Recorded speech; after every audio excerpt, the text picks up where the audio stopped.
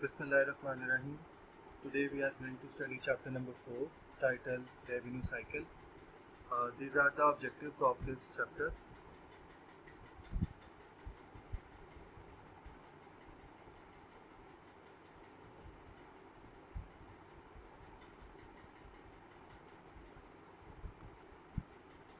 Okay, so tasks performed in the revenue cycle regardless of the technology used. Functional departments in the revenue cycle and flow of revenue transactions through the organization. Documents, journals, and accounts needed for audit, trial, audit trails, records, decision making, and financial reporting. Risks associated with the revenue cycle and the controls that reduce these risks. The operational and control implications of technology used to automate and re-engineer the revenue cycle. All these are the objectives, and we'll be discussing these objectives throughout this chapter. This is a brief diagram of revenue cycle. It's a standardized diagram of revenue cycle that start with sales order, and then after sales order, as per standard procedure, we sell it on credit terms, and after that we ship the commodities, and after that along with it we send a bill, we call invoice, to the purchaser, to the customer, and finally whenever he gives cash in return of those sales, our cash cycles, our revenue or cash cycle completes. Okay, so these are the standardized journal entries. The people are very well aware of these entries. Billing department prepares a journal voucher. Account receivable debit, sales credit. हम जब भी sales की transaction करते हैं, उधार की अगर transaction होगी तो हम हमेशा ही एंट्री पास करते हैं. अगर ये कैश की ट्रांजैक्शन है तो अकाउंट रिसीवेबल की जगह कैश को डेबिट करेंगे और सेल्स को क्रेडिट कर देंगे. आप ये ट्रांजैक्शन बहुत दफ़ा पढ़ चुके हैं. Inventory control department prepares a journal voucher. An entry will be like cost of goods sold debit, inventory credit. So what we are doing, we are basically converting inventory into cost of goods sold. So inventory reduce हो रही है तो हम उसको credit कर रहे हैं, और ये convert हो रही है into cost of goods sold, तो वो debit हो रहा है. Then cash receipts prepares a journal voucher. journal voucher जब आप prepare करेंगे, यानी कि जब आपके पास cash आ गया तो we'll prepare a journal voucher. Cash आएगा तो डेबिट होगा. अकाउंट रिसीवेबल क्रेडिट हो रहा है बिकॉज हमने यहाँ पे अकाउंट रिसीवेबल ओपन किया था, फर्स्ट एंट्री में डेबिट किया था. अब उस अकाउंट को क्लोज करने के लिए हम रिसीवेबल को क्रेडिट कर देंगे.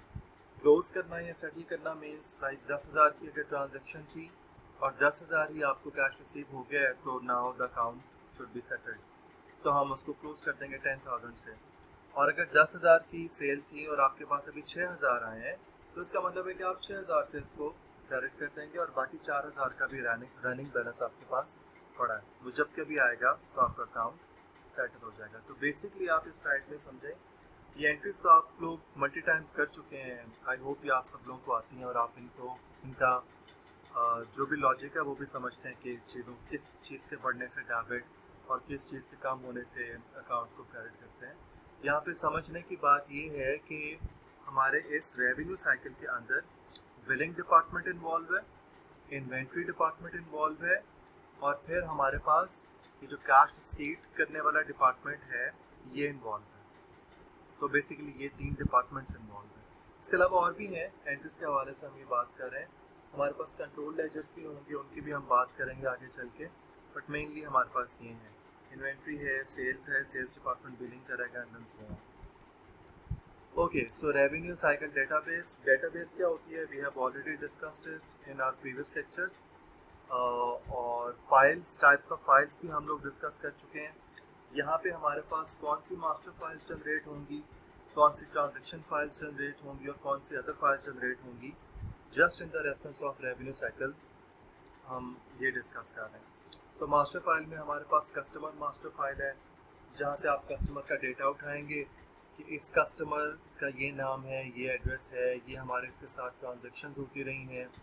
अगर हमने इसको क्रेडिट पे चीज़ें बेचनी है तो उसकी क्रेडिबिलिटी क्या है, प्रीवियस इसके साथ हमारा बिजनेस कैसा चला था, तो ये आप मास्टर फाइल से आपके पास सारा डेटा ऑटो रिट्रीव होगा, you just need to click it. Okay, then accounts receivable master file. What master file मतलब रेफर्स टू एक कॉम्प्रिहेंसिव लिस्ट ऑफ समथिंग, यानी कि master file of customer mean जिसमें सारे कस्टमर्स की डिटेल गिवन है, master file of account receivable जिसमें सारे अकाउंट रिसीवेबल की डिटेल्स गिवन है, तो वहाँ से हम इसको उठाएंगे। Then merchandise inventory master file, एक ही वक्त में आपके स्टोर के अंदर बहुत सारी चीज़ें, बहुत तरह की डिफरेंट क्वालिटी की आइटम्स पड़ी हो सकती हैं, तो उन सब इन्वेंट्रीज का आपके पास जो एक मास्टर जो रिकॉर्ड होगा एक फाइल में, that is called merchandise inventory master file. तो वहाँ से हम डेटा उठाएंगे कि कौन सी चीज़ हमने बेची है और FIFO LIFO जो भी एवरेज मेथड था वो किस तरह से हमने उसको वहाँ से उठाया। Then we have transaction and open document files, sales order transaction file है हमारे पास, सेल्स इनवॉइस ट्रांजैक्शन फाइल है, कैश रिसीट ट्रांजैक्शन फाइल है। डेफिनेटली जब हम सेल ऑर्डर रिसीव करेंगे तो हम उसको अपने पास कहीं ना कहीं पे रिकॉर्ड करेंगे। सेल्स इनवॉइस जब हम अपने पास प्रोड्यूस करेंगे उसको कहीं ना कहीं हम रिकॉर्ड करेंगे। जब इस सेल्स के नतीजे में कैश रिसीट्स हम रिसीव करेंगे उनको हम कहीं ना कहीं रिकॉर्ड करेंगे। तो ये सारे transaction and open document files हमारे पास ये इसमें रेवेन्यू साइकिल में यूज़ होंगी। Then we have some other files like shipping and price data reference file. Price data reference file फिर हम कहते हैं एक मास्टर फाइल है जिसमें सारी हमारी आइटम्स की प्राइस लिखी हुई है। ये जो मास्टर फाइल है ये जो मास्टर फाइल हमने डिस्कस की मर्चेंडाइज इन्वेंट्री मास्टर फाइल, ये सिर्फ चीज़ों की लिस्ट बता रही है। और अभी अदर फाइल्स में जो हम प्राइस डेटा रेफरेंस फाइल की बात कर रहे हैं, तो ये उन कमोडिटीज़ की assigned price, cost plus profit, इस प्राइस को वो डिटरमिन करता है कि फलानी चीज़ की इस आइटम की ये प्राइस है। तो ये हम यहाँ से उठाएंगे। और शिपिंग से रिलेटेड जो भी हमारे पास चीज़ें हैं वो आएंगी। Credit reference file may not be needed if we are not doing it on credit. If it's a cash transaction, this file won't be needed. But credit reference file चाहिए अगर ये credit transaction है तो। Then salesperson file may be a master file. Salesperson file कौन बंदा, कौन सा representative हमारा इस पार्टी को डील कर रहा है, इस कस्टमर को डील कर रहा है, ये हमारे पास डेटा आएगा। देन सेल्स हिस्ट्री फाइल, जैसे मैंने आपको बताया, उसे क्रेडिट वर्दीनेस चेक करने के लिए उसके साथ हम कितना क्रेडिट कर सकते हैं और किस चीज़ पे कर सकते हैं, किन चीज़ों की हमारी एग्रीड प्राइसेस हैं उनके साथ, ये सारी जो ऑलरेडी हमारी ट्रांजेक्शन्स हो चुकी हैं इस पर्टिकुलर पार्टी के साथ, कस्टमर के साथ, ये उन सब का रिकॉर्ड है। Then we have cash receipt history file, कितना रेगुलरली ये अपने कैश पे करते हैं एज पर कमिटमेंट, उसका हमारे पास डेफिनेटली सारा रिकॉर्ड होगा। Then we have account receivable reports file, so this is again one of the files we will be using in revenue cycle. Okay, so this is the data flow diagram of sales order processing system. मेरे laptop का cursor अच्छा अभी तो चल रहा है, ये वैसे ख़राब हो गया है इसीलिए मैं इसको यूज़ नहीं कर रहा था। मैं इसको यहाँ पे यूज़ करने की कोशिश करता हूँ फ्लो बताने के लिए। ओके, देखिए, कस्टमर का जब ऑर्डर आता है तो हम ऑर्डर रिसीव करते हैं और फिर हम क्या करते हैं, हम ये करते हैं कि मेरा कर्सर, ओके, हम ऑर्डर रिसीव करते हैं और हम अप्रूव कराते हैं इसको, ठीक है। हम ऑर्डर फाइल ओपन करते हैं कि हमने इसको यहाँ पे लगा दिया, ठीक है। उसके बाद हम क्या करते हैं, हम क्रेडिट वर्दीनेस चेक करने के लिए इसका एक कॉपी जो है यहाँ भेजते हैं अपने क्रेडिट डिपार्टमेंट को, वो अप्रूव करके इसको वापस भेजता है। फिर हम क्या करते हैं, फिर हम चीज़ें पिक करते हैं स्टोर से कि ये चीज़ें हमें चाहिए और हम इन चीज़ों को शिप करवा देते हैं टू द कस्टमर, राइट। इसके अलावा हम क्या करते हैं, जब हम चीज़ें पिक करते हैं और भिजवाते हैं तो बैक ऑर्डर फाइल हम एक जनरेट कर देते हैं कि इस ऑर्डर के अगेंस्ट हमने किया। And then stock record update हो जाता है कि हमने इतनी चीज़ें पिक कर ली हैं तो हमारी इन्वेंट्री में से इतनी चीज़ें निकल गई हैं, राइट। अच्छा, उसके बाद क्या होता है जी, ऑर्डर रिसीव करते हैं तो हम साथ ही जब चीज़ें भिजवाते हैं तो साथ ही फिर हम कस्टमर बिल भी जनरेट कर देते हैं, ठीक है। और जब हम कस्टमर बिल जनरेट करते हैं तो ये बिल की एक कॉपी डेफिनेटली हम कस्टमर को भेज देते हैं अलॉन्ग विद द गुड्स, और इस बिल की एक कॉपी हम पोस्ट करते हैं टू जर्नल लेजर। इस बिल की एक कॉपी हमारे पास सेल्स जर्नल में अपडेट हो जाती है। यही बिल अपडेट हो जाता है इन्वेंट्री में कि इन्वेंट्री में से इतना स्टॉक निकल गया, इतने की कॉस्ट हमारे पास निकल गई, इतनी inventory is converted into cost. तो ये हम इन्वेंट्री को का जो लेजर है, उस इन्वेंट्री का जो लेजर है, बहुत सारी आइटम्स पड़ी होंगी ना, तो उस पर्टिकुलर इन्वेंट्री का जिसको हमने बेचा है उसके लेजर को हम लोग अपडेट कर देते हैं।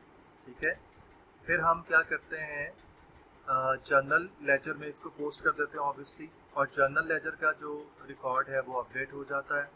इसी तरीके से जर्नल वाउचर हम इसका जनरेट करते हैं। सारी बात है, जेबी कहते हैं, हम इसको क्लास में डिस्कस कर चुके हैं और आपके साथ मैम ने लैब में भी डिस्कस किया होगा। और चूंकि आप ऑडिटिंग पढ़ के आए हैं तो ऑडिटिंग में आपने जेबी डेफिनेटली डिस्कस किया होगा। हमारे पास एक जर्नल वाउचर होता है, हमारे पास कैश रिसीट वाउचर होता है, बैंक रिसीट वाउचर होता है, बैंक पेमेंट वाउचर होता है, कैश पेमेंट वाउचर होता है। ये 5 तरह के हर तरह के बिजनेस में ये वाउचर्स यूज होते हैं। तो एंट्री पास करने से पहले we are suppose to pass that same entry in a voucher, और इस वाउचर को फिर हम फाइल में लगा देते हैं। इस वाउचर के साथ हम क्या करेंगे, इस बिल की कॉपी लगाएंगे और ये वाउचर लगाएंगे और पीओ ऑर्डर लगाएंगे, और इसके अलावा अगर कोई ज़रूरी डॉक्यूमेंट है लाइक गेट पास आउट है जब आपने चीज़ें बेची, तो उसकी एक कॉपी लगा के हम इसको फाइल कर देंगे। ठीक है, अच्छा, यहाँ से आपके पास अगेन बिल की एक कॉपी आएगी अकाउंट रिसीवेबल में अपडेट होने के लिए। तो अकाउंट रिसीवेबल का subsidiary laser like ABC company थी, तो एबीसी कंपनी का क्रेडिट हमने किया तो अकाउंट रिसीवेबल के नाम से उसको अकाउंट रिसीवेबल के नाम से हमने उसको अपडेट कर दिया, और अकाउंट रिसीवेबल की समरी भी कहाँ पे, जर्नल लेजर में। अच्छा, ये जो सारा पोर्शन है ना, ये अकाउंट्स का पोर्शन है, और ये इसका सेंटर है जर्नल लेजर। जब आप जर्नल लेजर में पोस्ट करेंगे तो इन्वेंट्री भी अपडेट हो जाएगी, अकाउंट रिसीवेबल भी अपडेट हो जाएंगे, वाउचर भी बन जाएगा, और ये सारी चीज़ें सेल्स भी अपडेट हो जाएगी।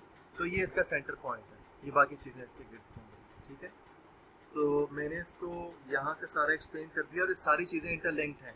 मतलब इसके थ्रू, इस बिल के थ्रू आपका अकाउंट्स डिपार्टमेंट, आपका ये जो जिस डिपार्टमेंट ने आपका सेलिंग डिपार्टमेंट जिसने चीज़ें पिक करके आगे भेजी हैं, ये दोनों कनेक्टेड हैं। मतलब यहाँ पे जब बिल जनरेट हो जाता है तो फिर ये ऑटोमेटिकली इससे कनेक्ट हो जाता है, और स्टोर से ये ऑलरेडी कनेक्टेड है, क्योंकि स्टोर में ही पता चलेगा इतनी चीज़ें निकली हैं, तो उसके अकॉर्डिंगली यहाँ पे बिल बनेगा हमारे पास। तो ये सारी चीज़ें इंटरलिंक्ड हैं। Okay, this is the manual sale order processing system. ये डिटो एग्जाम्पल हम लोग क्लास में डिस्कस कर चुके हैं, और यही सेम एग्जाम्पल आप लोग ऑडिटिंग में भी पढ़ चुके हैं सेल्स के हवाले से, तो मैं इसको स्किप कर रहा हूँ। ये उसी का कनेक्शन है, ये कंटिन्यू हो रहा है यहाँ पर फ्रॉम द प्रीवियस स्लाइड।